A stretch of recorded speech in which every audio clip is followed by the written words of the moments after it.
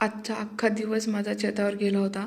एका शहाण्या सुरत्या संसारिक बाईसारखं मी घरातले सगळं ज्वारी धुवून टाकली होते, गहू तांदूळ सगळं धुवून टाकली होती, कारण किडे एवढे झाले होते. तांदूळ नाही धुवले, ज्वारी आणि गहू धुवले.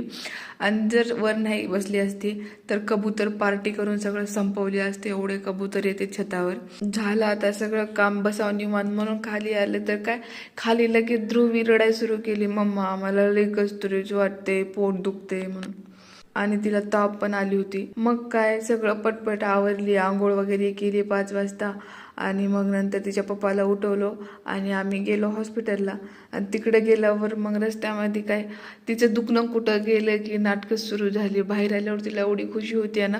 मग नंतर काय आता फरमाईश सुरू झाले, हे घेऊन दे, ते घेऊन दे, मला हे खायचे, मला ते खायचे. आणि बाहेर जास्त मार्केट पण चालू नव्हतं, खूप सारे शॉप तर बंदच होते. एका ठिकाणी तिनं पाणीपुरी बघली आणि तिथून येतच नव्हती, एवढं हट्ट करत होती. लेकरं जेव्हा बोलत नव्हते तेच बरं होतं, आता बोलायला लागले तर काही मागाले. आणि एवढं जोरजोरात रडती ना, असं वाटते आजूबाजूच्या लोकांना हे माय बाप एवढे कसे कठोर निर्दयी असतील.